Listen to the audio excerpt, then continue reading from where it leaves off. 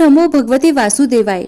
ज्येष्ठ मास कथा छठा अध्याय। आज के अध्याय में हम जानते हैं रंभा व्रत का आगे का महात्म्य।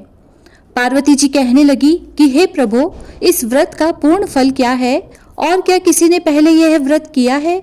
तब शिव जी ने कहा कि त्रेता युग के पूर्ण होने पर किसी जगह दुर्जटी नाम का एक ब्राह्मण था।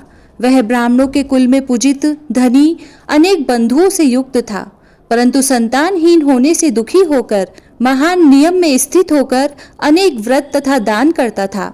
इस प्रकार व्रत आदि करते हुए बहुत समय के पश्चात उसको एक मनोहर कन्या उत्पन्न हुई। कुछ समय पश्चात विवाह योग्य कन्या को देखकर वह ब्राह्मण अपनी स्त्री के साथ विचार करने लगा कि इस सुंदर कन्या को किसको दें, इसके समान कोई वर दिखाई नहीं देता। ऐसा विचार कर वर देखने के लिए वह एक गांव से दूसरे गांव तथा बहुत से नगरों में जाने के पश्चात राजाओं के मंडल में गया। अनेक क्षेत्रों में जाने के बाद भी जब उस ब्राह्मण श्रेष्ठ को कन्या के योग्य वर न मिला, तब शुद्धात्मा ऋषियों के तपोवन में प्रवेश किया। फिर उसने कौशिक ऋषि के आश्रम में एक श्रेष्ठ ब्राह्मण को देखा। उसका नाम शिव शर्मा था और उसके माता पिता नहीं थे।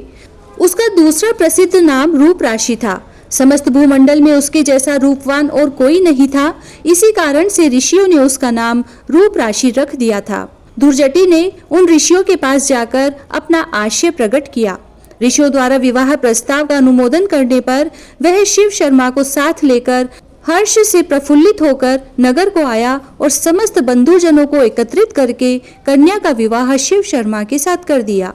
पास ही रहने के लिए उसको घर दिया, गोधन और अनेक प्रकार के भेंट दिए तथा दूसरे ब्राह्मणों को भी बहुत सी दक्षिणा दी और शिव शर्मा सहित सुशीला और गुणवती के साथ प्रपंच जनित अपूर्व सुख का आनंद करने लगा। इसके बहुत समय पश्चात काल से प्रेरित वह शिव शर्मा ब्राह्मण समिधा के निमित्त वन को गया और उस वन के एक वृक्ष की छाया में जाकर बैठ गया। उसी समय शिव शर्मा को एक अजगर ने आकर निगल लिया और किसी ने भी इस कार्य को नहीं देखा तथा सूर्य देव भी अस्त हो गए। सूर्यास्त होने के पश्चात उसके सास ससुर और स्त्री ने सेवकों को साथ लेकर मशाल जलाकर वन के समस्त स्थानों को देखा और सारी रात्रि खोज होती रही तथा सूर्योदय होने पर भी जब शिव शर्मा नहीं मिला तो वे निराश और दुखी होकर अपने घर चले आए। पतिव्रता गुणवती अपने पिता के घर में शोकाकुल होकर रहने लगी और नित्य देवता के पूजन में रत रहती थी। किसी दिन देव योग से वहां पर नारद जी आ गए। गुणवती ने विधिवत नारद जी का पूजन किया और बारंबार उनको प्रणाम करने लगी। इससे प्रसन्न नारद जी ने गुणवती को व्रत का उपदेश दिया। नारद जी कहने लगे कि हे भद्रे, तुम ज्येष्ठ मास में पवित्र रंभा व्रत को करो और विधान भक्ति स्वरूप देव का पूजन करो तथा अनन्य मन से जीवन पर्यंत इस व्रत को करो। फिर नारद जी ने आगे कहा कि इस व्रत के प्रभाव से तुम विष्णु भगवान को पति रूप में पाकर स्थायी पद को प्राप्त होगी।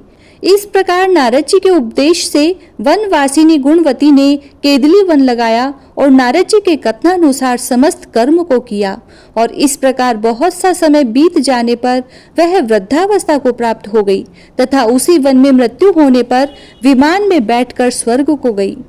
जन्मांतर में उस व्रत की पुण्य राशि से भगवान विष्णु की वल्लभा तुलसी हुई। विष्णु भगवान को तुलसी से अधिक और कोई वस्तु प्रिय नहीं। हे ब्राह्मणों, इस व्रत को श्री शिव जी की आज्ञा से पार्वती जी ने किया और इसी व्रत के प्रभाव से पार्वती जी श्री शिव जी को अति प्रिय हुई। श्री स्कंद जी से इस ज्येष्ठ मास के श्रेष्ठ महात्म्य को सुनकर प्रसन्न होकर ब्रह्म ऋषियों ने पुष्पों की माला तथा भूषणों से श्री स्कंद जी का पूजन किया, जो स्कंद जी पार्वती के आनंद कंद और 6 मुखों को धारण करने वाले हैं। इति श्री ज्येष्ठ मास महात्म्य रंभा व्रत महात्म्य वर्णन छठा अध्याय समाप्त हुआ। जय श्री राधे।